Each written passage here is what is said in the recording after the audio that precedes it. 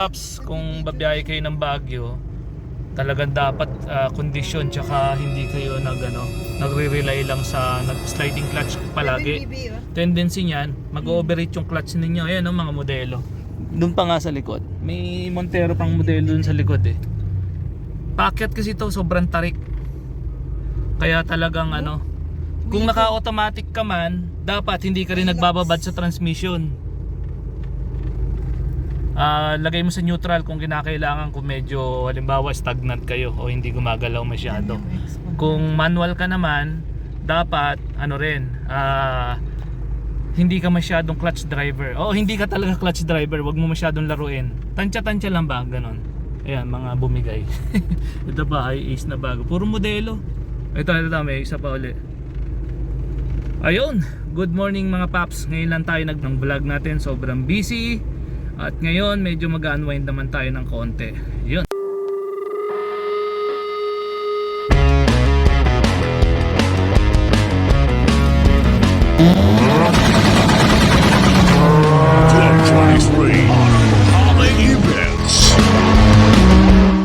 Welcome to the good morning vlog.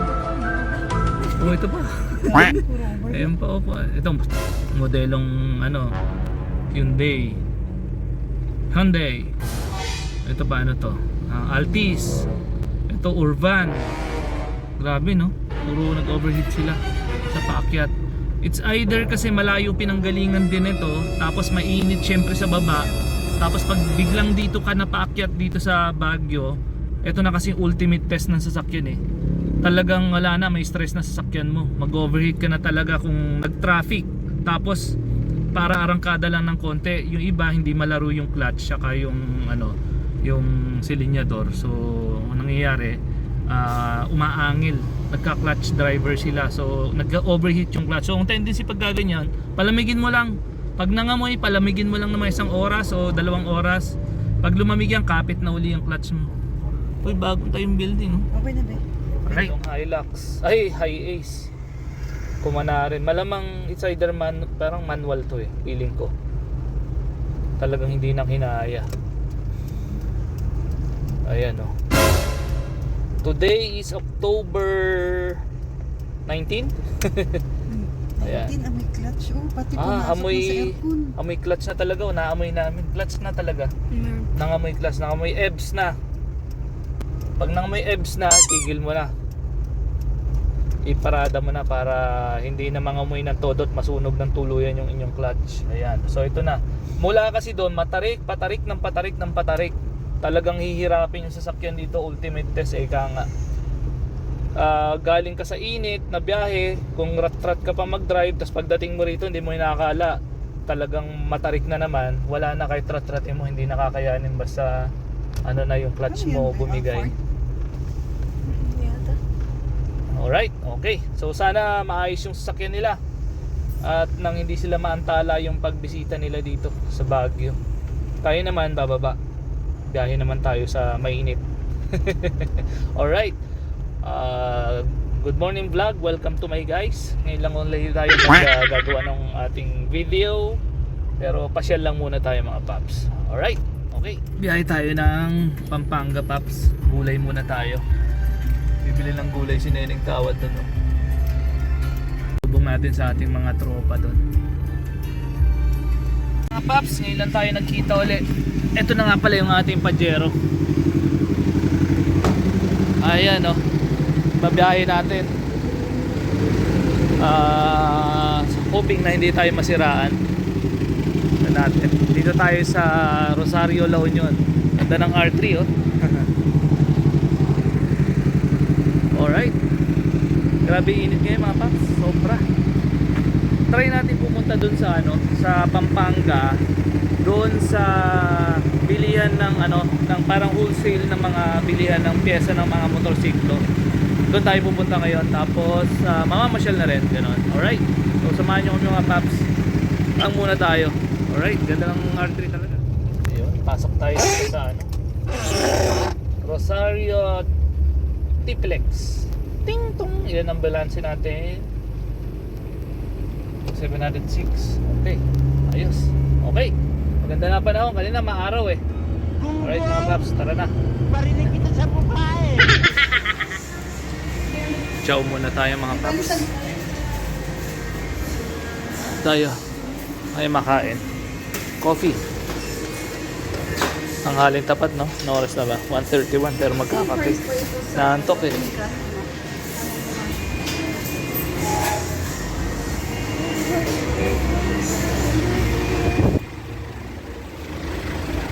Problema natin kanina sa Pajero natin mga paps. Yung ano, RPM di gumagana. RPM gumagana pero speedometer hindi siya gumagana. Kaya parang ayaw pumalo yung turbo niya. So titignan ko mamaya. Parang ayaw pumalo yung overdrive eh. Init mga paps. Sobra. Ngayon, bare months na, dapat malamig na. Mainit pa rin. Ayun mga paps. Siguro titingin ako ng trusted mechanic dito sa Pampanga mamaya. Hindi gumagana na yung speedometer niya. Kaya parang ayaw pumalo ng yung overdrive niya. Dapat at 80 kph papalo na siya eh. Hindi ko maramdaman kanina. Anyway, sobrang init. Kain muna tayo.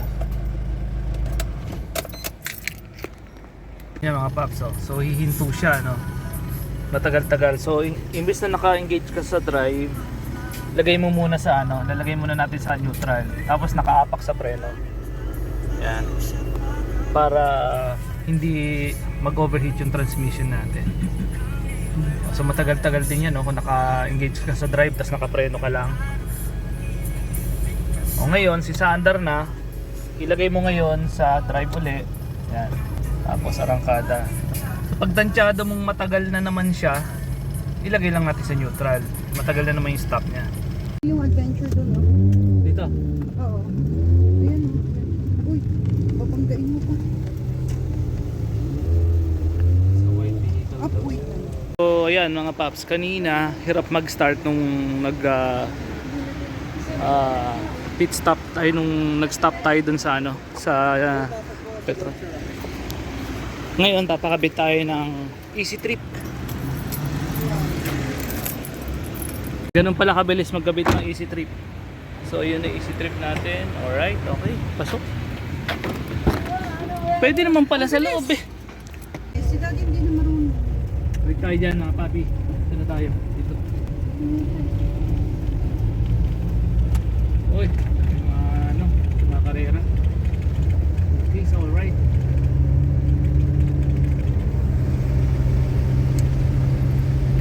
Tapos na, break, wala na. Okay, dito muna tayo sa isang grocery dito. Grocery muna tayo habang naghihintay kay Neneng tawad. At mukhang may problema ang battery natin. Hirap siya mag-crank kanina. Buti na lang at kinakaya-kaya pa. So mukhang bibili tayo ng battery. Alright, anong oras na ba? Time check 3:34 mga paps. Nandito tayo sa 50%. Up to 50% pala. So pasok tayo sa loob. Tignan natin kung anong meron sale dito. Daming tao mga paps. Abang din pala, buwasan na lang na kasi ito kaya gusto ko ito. Pareho lang naman sila, pero Kaya nga. Time check mga paps, 3:56. Mukhang gagabi na tayo sa talagang sadya natin yung bilihan ng ano ng yung warehouse ng mga pyesa ng mga motorsiklo. So dito na tayo papagabi siguro. Daming tao eh. 50% up to 50% kasi off niya. So pasyal muna namin kay mga paps. Si Neneng Tawad tsaka si business si Neneng Tawad mamalengke oh. Daming tao mga paps. No, time check 7:03. Inabot tayo ng ganong katagal sa pila dun sa ano, isang grocery na yun. Ang haba ng pila. And October 19 ngayong gabi. Ang ganda ng mga parol oh. Kung saan yung bumili ng parol dito sa ano, bandang Dao, Pampanga. Ang dami nagkalat. Hindi ko nga lang alam ang presyo. Ayun, so ngayon punta tayo dito sa ano, isang pamilihan dito. Dito na tayo kakain. Medyo pagod-pagod na rin. Alright. Okay na. Saan tayo pupunta? Pasok muna tayo dito paps. Ciao muna tayo. Gutom na. Muna tayo. Oy, ano oras na? 7:09. Gabi na. Saan tayo mga paps? Medyo nagutom tayo ng sobra. Huwag na yan. Yan. Kalabo. Tayo mga papi, oh. Sarap. Kakagutom eh. Ay, bebe. Ayun, oh, mas malinaw na ngayon. The next day. Good morning mga paps. Dito tayo ng SM Clark. Hindi natin napuntahan yung wholesale na bodega ng ng mga pyesa ng motor. At sarado. Linggo kasi ngayon. Kahapon kasi Sabado. Hindi kami umabot dahil ginabi sa sa grocery. Sa pinuntahan natin dito sa Clark. Ngayon, Sunday, sarado naman sila. So wala, mamamasyal lang tayo dito sa Clark muna. Sinamahan natin si Neneng Tawad, nagpakilay kay Angels basta ano ba tawag doon? Angels Kilay Bros. Alright, but bisitahin nyo yan, magaling, maganda ang gawa, quality, panalo. Buwan yun sa Pampanga. Sama nyo yung mga misis ninyo, girlfriends ninyo, yun, maganda magpakilay nun, lalo silang gaganda. At yun nga, sa kasamaang palad mga paps, Sunday ngayon, supposedly kahapon sana, Saturday, yung sadya talaga natin na pupuntahan yung warehouse ng bilihan ng pyesa ng mga motorsiklo. Kaso ginabi na rin tayo dahil tikit-tikit ang schedule. So ngayon, uuwi na lang tayo back to crib at magbebenta lang tayo sa sasakyan. Early the next month. Good morning paps. Ngayon lang ulit tayo mag-upload. Medyo naging busy tayo. So ngayon, nakakatuwa naman, meron tayong buyer nitong Vitara natin na sinusubaybayan pala tayo matagal ng panahon. Almost 3 years na raw. So dream daw niya yung Vitara. So ngayon, ang kwento niya, naganap siya ng Vitara, ganon. Tapos eventually, nakita niya raw to. Kaya parang sobrang sa feeling niya, para sa kanya talaga ang Vitara na to. Dahil sabi niya, nagka-idea siya na gusto niya magka-Vitara nung napanood niya to. Sakto, nung pinor sale na natin, nakita niya. So kaya pinuntahan niya from Ilocos si sir. Kaya kanina tinignan niya na. So ite-test drive na lang ng mekaniko niya. Tapos mamaya magkaka-okay na. So wala talagang forever, pero panalo siya dito kasi maraming nagawa rito na halos na perfect na. Yun. Kaya for now, ikot muna natin. Hinatid ko siya dun sa kanyang sa kanyang accommodation. Pinatesting ko sa kanya sa traffic, sa lubak-lubak, yan. Okay naman sa kanya. So hoping na mamaya magkakatuluyan na tayo. Ayan. Ang ganda ng aso. Bumaba yung Doberman. Ay, ano ba yan? German Shepherd. Ayun. Okay. So sige mga paps, mamaya last lingon dito sa ating Vitara. Kung sa mga gusto mag-ari nito, okay na okay. Tipid, tapos madaling i-set up. Siyempre, yung mahal lang yung pag-set up. Pero yung kung paano prosesong i-set up, marami ka makukuhang pyesa. Kaya madaling i-set up. Hindi mahirap. Pati sa accessories niya, yung mga tail lights, signal lights, yung snorkel, yung mga rain visor na yan, maraming makukuha kaya madaling mag-set up. Yan. Alright, so mga paps, mamaya kita ulit tayo. Ciao muna tayo. Sarap po kahit paliko-liko ka. Parang kotse lang, tas ang taas ang taas niya. Pero yung handling niya parang kotse lang. Alright, okay. Ito na paps si Vitara. Baka mamaya kukunin na ng bagong may-ari. Okay. At bago natin bitawan yung ating unit sa buyer, nirehistro muna natin. Tapos mas mainam na sa mga one-stop shop, kumbaga inspection and emission, doon na kayo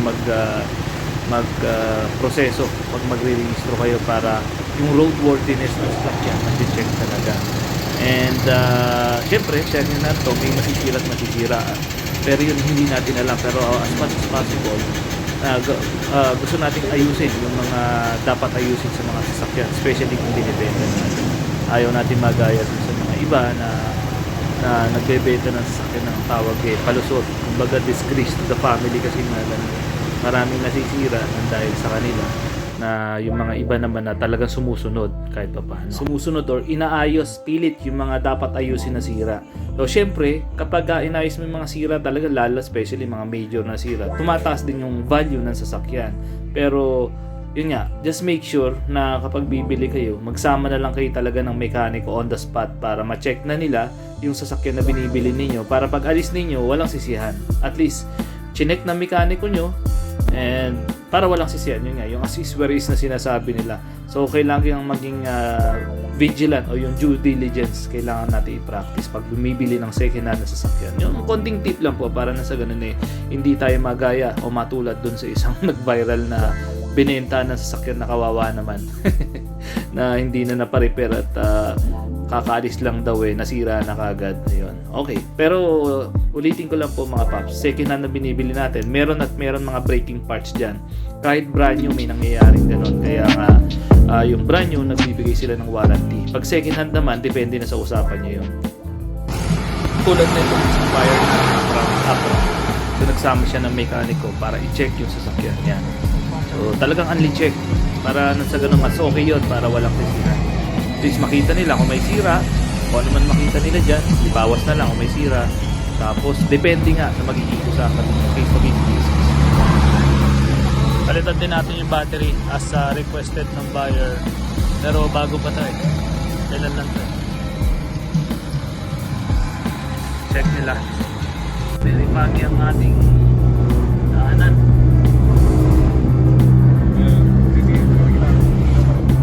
Time check 6:45. Dito tayo sa malapit sa Burnham. Ayan. Palit tayo ng battery para all goods yung biyahe ng ating bago magmamayari. Ingat! Thank you! Ganda! Abra pa yan. Tayo!